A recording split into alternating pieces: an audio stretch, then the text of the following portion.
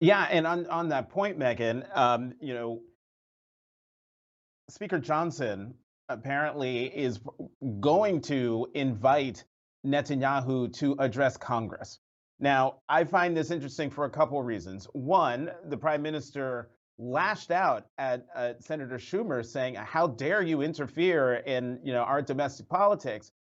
But the second reason why I thought this was interesting is because I remember when, at the invitation of I think it was Speaker Boehner, Benjamin Netanyahu, as prime minister, came to the United States, addressed Congress, and blasted then President Obama for his for the Iran nuclear deal. So who's getting involved in whose domestic politics? But I would love to get your view on all of this, but whether you think it is wise for Speaker Johnson to invite the prime minister here, given now sort of the open tensions, not between Israel and the United States, but between President Biden and Benjamin Netanyahu.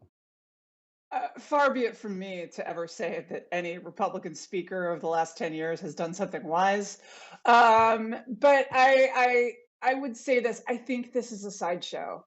And I think that it is a sideshow by design, right? The critique of Benjamin Netanyahu allows Democrats to feel like they are distancing themselves from Israeli policy, and it gives them a convenient person to blame.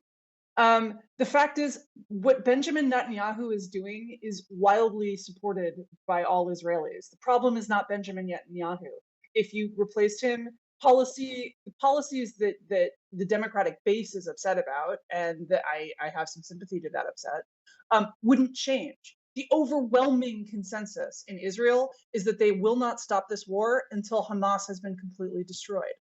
And that is a problem for Democrats, especially. It is a problem that US foreign policy has to negotiate. But changing Netanyahu would not in any way change this.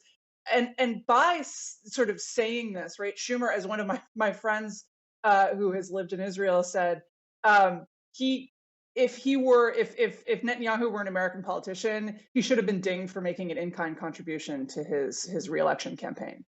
This is about the only thing that is strengthening Netanyahu, who is otherwise doomed as soon as this war ends.